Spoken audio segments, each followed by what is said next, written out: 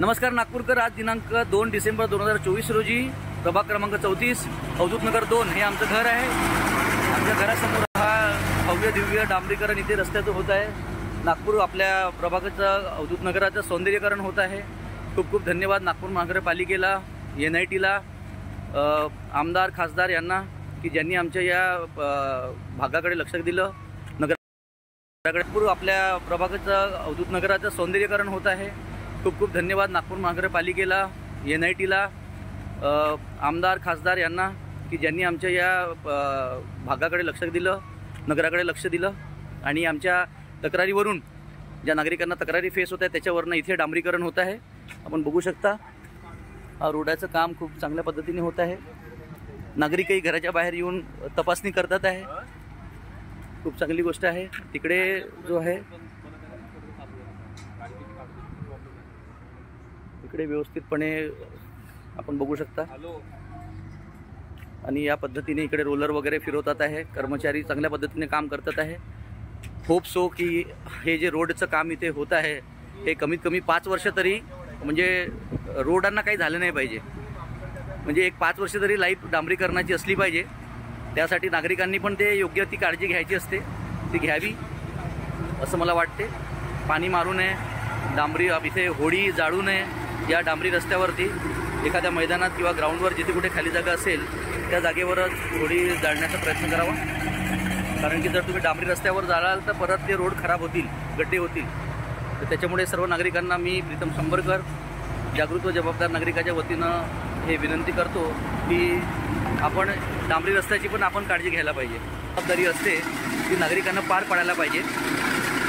आज आमचं इथे बरेच आम्ही संघर्ष केले, बऱ्याच आम्ही तक्रारी दिल्या, बरंच भाऊंना देखील फंड वगैरे अरेंज करायला त्रास गेला असेल किंवा सँक्शन करायला बऱ्याच अडचणी गेल्या असतील।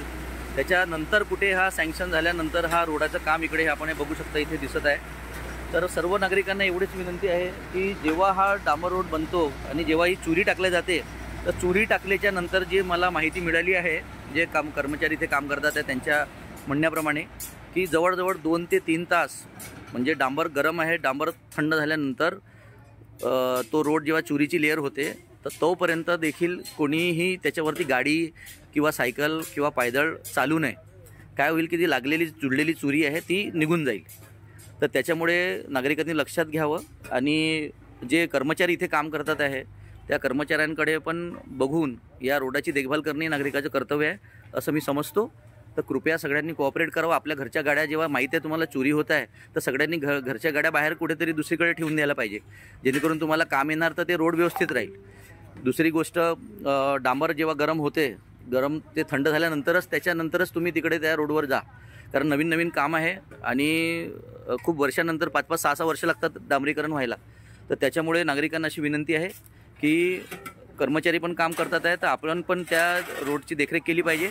हां, दुसरी गोष्ट, सकाळी उठल्यावर पाणी मारायला नाही पाहिजे डांबरी रस्त्यावरती, कारण की डांबरी रस्त्यावरती तुम्ही पाईपानी पाणी मारता तर पाईपानी पाणी मारल्यानंतर काय होतं की ते चुरी उखडण्याच्या चान्सेस जास्त होतात आणि त्याच्यामुळे रोड जे आहे हळूहळू खराब होतो। तर म्हणून जर सडा वगैरे मारायचा असेल तर याच्यानी मारा, आपल्या काय म्हणू त्याला मग्ग्यानी वगैरे, पण खूप जास्त पाईपनी फोर्सफुली रस्त्यावरती पाणी मारू नये एवढीच विनंती करतो। जय भीम, जय भारत, जय भारतीय संविधान। धन्यवाद।